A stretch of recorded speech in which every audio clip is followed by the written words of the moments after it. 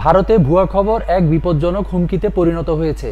বাংলাদেশ নিয়েও দেশটির মূলধারার বিভিন্ন সংবাদ মাধ্যম যাচাই বাছাই না করেই বিভিন্ন ভুয়া খবর প্রকাশ করছে। ভুয়া খবর প্রকাশের তালিকায় আছে Hindustan Times, India today, Times of India ইত্যাদির মতো প্রথম সারির সংবাদ মাধ্যমও। বিশেষ করে গত 5 আগস্ট আওয়ামী লীগ সরকারের পতনের পর থেকে ভারতের সামাজিক যোগাযোগ মাধ্যম ও সংবাদ মাধ্যমগুলোতে বাংলাদেশ সংক্রান্ত ভুয়া খবর বেড়ে গেছে ব্যাপক হারে।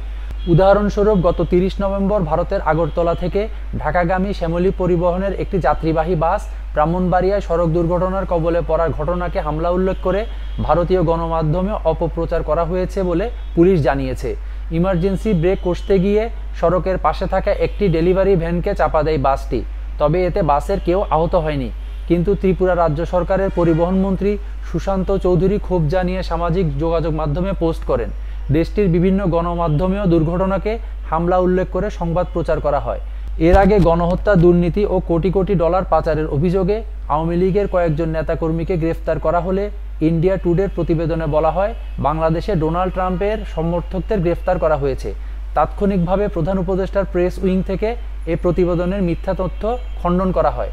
এছাড়া ভারতীয় গণমাধ্যম রিপাবলিক বাংলা সহ সামাজিক যোগাযোগ মাধ্যমে বিভিন্ন আইডি থেকে ছড়ানো হয়েছে বাংলাদেশে ভারতীয় টিভি চ্যানেলগুলো সম্প্রচার বন্ধ করে দেওয়া হয়েছে। কিন্তু ফ্যাক্ট চেকিং সংস্থা রিউমার স্ক্যানার জানিয়েছে বাংলাদেশে ভারতীয় স্যাটেলাইট চ্যানেলগুলোর সম্প্রচার বন্ধ করা হয়নি, বরং কোনো তথ্য প্রমাণ ছাড়াই আলোচিত দাবিটি প্রচার করা হচ্ছে। বিজনেস ইনসাইডার ইন্ডিয়ার প্রতিবেদনে বলা হয়েছে মাইক্রোসফটের এক সমীক্ষায় উঠে এসেছে বিশ্বের সবচেয়ে ভুয়া খবর ছড়ায় ভারতেই। জরিপে অংশ নেওয়া অর্ধেকেরও বেশি ভারতীয় জানিয়েছেন তারা ইন্টারনেট প্রতারণার শিকার হয়েছেন, যা বৈশ্বিক গড় 50%-এর বেশি।